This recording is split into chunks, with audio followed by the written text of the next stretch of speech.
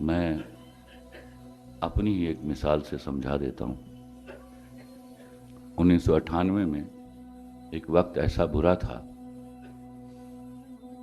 کہ میرے بچے 35-36 گھنٹوں سے بھوکے تھے۔ میں پریشان تھا اور میرے پاس 50 کا ایک نوٹ تھا، اور تاش میں گیم ہوتی ہے بینک، کچھ لوگ جو کھیلتے ہوں گے وہ جانتے ہوں گے، وہ پیسوں پر کھیلی جاتی ہے۔ وہ میں نے نئی نئی سیکھی تھی۔ پریشانی کا وہ عالم تھا کہ آپ سوچ نہیں سکتے۔ پریشانی اس لیے تھی کہ میں نے کہیں ٹی وی پر بیٹھ کے یہ جملہ بولا تھا کہ میں دنیا کا دیانتدار ترین آدمی ہوں، لیکن میں بھوک ہتھیلی پہ رکھ کے اپنے بچوں کے سامنے کھڑا نہیں ہو سکتا۔ میں ایورنیو اسٹوڈیو چلا گیا، کمرے میں بیٹھ کے تاش کی گڈیاں ہاتھ میں لے کر خود ہی اکیلا پھینٹ رہا تھا کہ اتنے میں بڑے ہی سورما قسم کے کھلاڑی آ گئے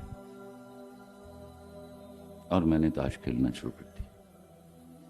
50 میری جیب میں تھے۔ احترام میں وہ پیسے جمع نہیں کرتے تھے، ورنہ میری پول کھل گئی ہوتی۔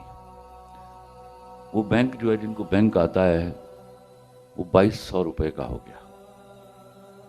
اگر میں ہارتا ہوں تو مجھے 550-600 روپیہ دینا پڑتا، جو میرے پاس نہیں تھا۔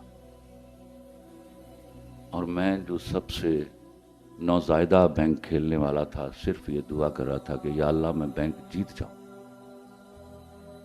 ہوا بھی وہی، دعا قبول ہو گئی اور میں بینک جیت گیا۔ میں نے رستے میں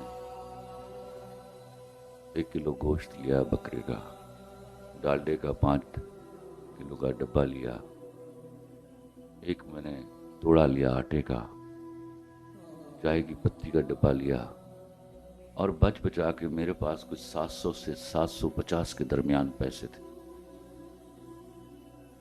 وہ لے کر میں گھر پہنچا۔ اس وقت میں 5 مرلے کے ایک پورشن میں رہتا تھا، جس کا 5000 روپیہ کرایہ دیتا تھا، اور وہ دینا مشکل ہو جاتا تھا۔ تو میری بیوی نے دروازہ کھولا۔ میرا بڑا مشہور ڈرامہ ہے بوٹا فرام ٹوبا ٹیک سنگھ اور لنڈا بازار، اس کا ڈائریکٹر میرے ساتھ تھا، وہ سامان اس نے اٹھایا ہوا تھا۔ میری بیوی نے مجھے دروازے پر روک لیا، کہتی کہاں سے لائے ہو یہ پیسے؟ میں ڈر گیا۔ میں نے کہا زندگی میں ایک حرام معاف کر دے۔ اس نے کہا نہیں خلیل الرحمن قمر، خدا کی قسم میرے بچے اگلی رات بھی بھوکے رہے۔ تھوڑے وقت کے لیے آیا تھا برا، تو میڈ ہوتی تھی ہمارے گھر میں، آتی تھی کام کرنے کے لیے۔ صبح وہ ساری چیزیں اور وہ 700 اور 750 کے درمیان جو پیسے تھے اس کو دیے گئے۔ اور خوش قسمتی کہ میرا ایک دوست ان دنوں مجھے 200 روپیہ روز کا دے کے جاتا تھا، وہ آ گیا اور اس نے مجھے 200 روپیہ دیا، اور ہم نے اگلے دن کچھ کھایا پیا۔ ان باتوں کو غور سے سمجھیے گا۔